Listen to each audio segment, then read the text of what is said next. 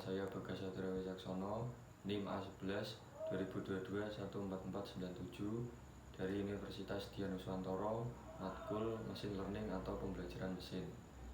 Di sini saya akan menjelaskan tentang PCA. Di sini saya akan mengambil topik teknologi pengenalan wajah atau TPW. Teknologi ini juga mampu mengidentifikasi subjek melalui gambar. Mengapa saya memilih topik ini? Karena menurut saya ini membantu dan mempermudah segala aspek dari biaya dan tenaga yang lebih sedikit atau berkepanjangan, dan memanfaatkan kemajuan dari teknologi masa kini yang sudah lebih modern dan juga terus berkembang. Berbagai metode yang saya gunakan ada 4. Pertama, algoritma PCA. Yang kedua ada algoritma SVM. Yang ketiga ada KNN, dan yang terakhir ada CNN. Tapi di sini saya lebih memilih membuat teknologi pengenalan wajah karena tentu lebih mudah dan juga manfaat yang cukup penting untuk kehidupan sehari-hari. Saya lebih mengaplikasikannya ke dalam pengenalan wajah yang digunakan untuk kehadiran seseorang atau absensi. TPW yang saya ambil menggunakan metode algoritma yang cukup terkenal yang digunakan untuk klasifikasi wajah, yaitu algoritma Engine Face dengan metode Principal Component Analysis atau PCA. Kelebihan algoritma ini dapat mengurangi ukuran dari dimensi gambar wajah yang diambil sehingga menghasilkan ukuran variabel yang lebih sedikit, sehingga lebih mudah untuk diproses dan ditangani. Untuk pencarian data, awalnya saya mengambil beberapa wajah dari sukarelawan atau teman-teman saya. Teknologi pengenalan wajah TPW ini juga sangat relevan untuk dapat digunakan mencari dan mengidentifikasi pelaku kejahatan, orang hilang, dan membantu investigasi forensik, membuka ponsel, kontrol akses area sensitif seperti laboratorium, ruang rapat, brankas bank, dan lokasi sensitif lainnya, memvalidasi keamanan transaksi keuangan. Saya akan melakukan pemotretan kedua dataset di bawah ini setelah pembelajaran mata kuliah sistem basis data. Kedua sukarelawan di atas adalah teman saya. Di sebelah kiri ini bernama Arimbi dan di sebelah kanan bernama Vivi. Lalu saya memasukkan ke dalam aplikasi VLC agar dapat diubah ke dalam satuan foto dengan jumlah ribuan. Video berdurasi 1 menit sudah menghasilkan kurang lebih 6.000 foto. Jadi saya mengambil 2 video, setiap videonya 1 menit sehingga terdapat 12.000 dataset. Alasan mengapa saya mengambil foto per foldernya 6.000 adalah untuk menambahkan tingkat akurasi yang lebih tinggi. Karena di sini saya mengambil tema pembuatan teknologi pengenalan wajah atau TPW dengan menggunakan algoritma PCA.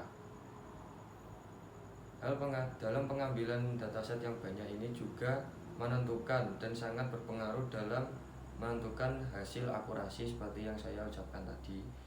Di sini saya bertujuan untuk mengaplikasikannya ke dalam kehadiran seseorang atau absensi dalam kehidupan sehari-hari. Di sini adalah template yang diberikan oleh dosen saya, jadi saya tinggal mengganti fungsi-fungsi tertentu dalam codingan tersebut. Contohnya mengganti fungsi menjadi nama folder milik saya, yaitu Arimbi dan Vivi. Ini adalah hasil akhir saya mendapatkan hasil probabilitas dan berhasil dengan akurasi yang cukup tinggi dan memuaskan. Codingan saya dapat untuk membaca klasifikasi data yang telah saya tambahkan. Ini adalah rumusan masalah. Saya memiliki 5 rumusan masalah dan saya akan membahasnya secara satu persatu. Nomor pertama, tabel di atas membuktikan akurasi objek dari sebuah dataset. Semakin banyak jumlah dataset yang digunakan, maka tingkat akurasinya juga akan semakin tinggi. Di setiap folder objek saya terdapat 7.000 foto, sehingga menghasilkan 93 tingkat akurasinya. Tantangan utama dalam TPW adalah terhadap keamanan data pribadi yang dapat menjadi masalah yang cukup serius melihat sebesarnya resiko penyalahgunaan data dan pelanggaran privasi yang mungkin terjadi. Meskipun TPW dapat meningkatkan keamanan dalam beberapa konteks, seperti penggunaan dalam meningkatkan keamanan fisik atau kontrol akses, juga dapat menyebabkan kekhawatiran tentang pengumpulan data pribadi yang tidak sah atau penggunaan yang tidak etis. Nomor 2, tantangan utama dalam pengembangan TPW adalah mengatasi masalah keakuratan dan keandalan, terutama dalam kondisi pencahayaan yang buruk atau variasi pose wajah. Selain itu, menurut saya juga sangat perlu belajar bagaimana susahnya mencari dataset, khususnya citra wajah. Karena tidak semua orang yang akan difoto untuk dijadikan dataset biasanya kurang berkenan karena masalah privasi diri. Nomor 3, dalam pengambilan dataset tentunya harus membutuhkan jumlah data yang banyak, bahkan hingga mencapai ribuan untuk setiap objeknya. Seperti pada tabel di atas pada nomor 1, karena hal tersebut sangat berpengaruh pada tingkat akurasinya. Sebuah objek dalam penugasan ini, aplikasi yang membantu tugas saya adalah VLC. Setelah menginstalnya, kita dapat memasukkan video yang nantinya akan diubah menjadi satuan foto yang per detiknya mencapai 7.000 foto. Saran saya dalam pengambilan video tersebut, gunakan handphone dengan kamera yang memiliki kualitas yang tinggi. Nomor 4, kelas yang sulit untuk diklasifikasikan adalah jumlah dataset, karena hal tersebut sangat berpengaruh pada tingkat akurasi. Sebuah objek yang kita inginkan, kesalahan biasanya terjadi pada jumlah foto yang berbeda pada setiap foldernya, warna kulit yang berbeda, dan kemiripan kedua dataset, terutama pakaian. Jadi solusinya, jumlah foto kedua folder tersebut harus sama, serta bedakan pakaian sebeda mungkin, dan perhatikan tentang pencahayaannya, karena dapat menyulitkan dalam menentukan akurasi data atau bahkan error pada saat proses menjalankannya. Nomor 5, dalam meningkatkan kinerja sebuah sistem, bila terdapat senggang waktu yang cukup dan sumber daya yang cukup, langkah-langkah perbaikan yang dapat diusulkan meliputi menggunakan kamera yang bagus, karena kamera yang bagus dapat menghasilkan kualitas yang HD. Nomor 2, menambahkan background. Background juga penting, melihat banyaknya foto yang diambil. Penambahan background warna yang solid dapat mempermudah dalam proses nantinya.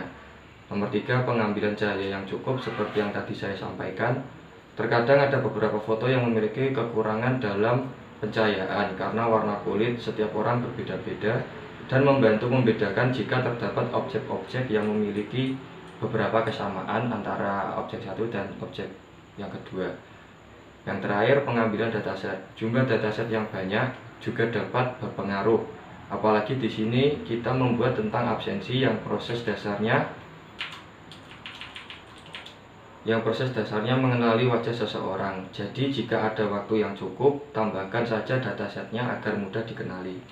Kesimpulannya, dalam tema yang saya ambil memiliki tujuan untuk menghemat dan mempermudah kegiatan absensi yang dapat diterapkan di berbagai aspek-aspek kehidupan kita.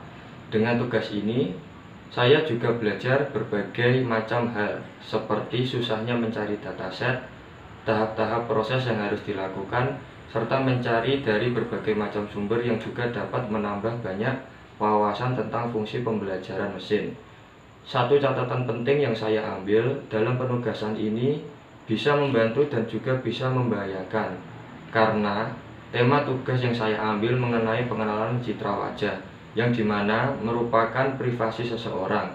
Jadi kita harus bijak dan dapat dipercaya oleh para sukarelawan atau teman.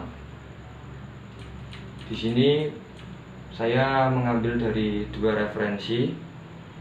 Sekian dari saya. Assalamualaikum warahmatullahi wabarakatuh.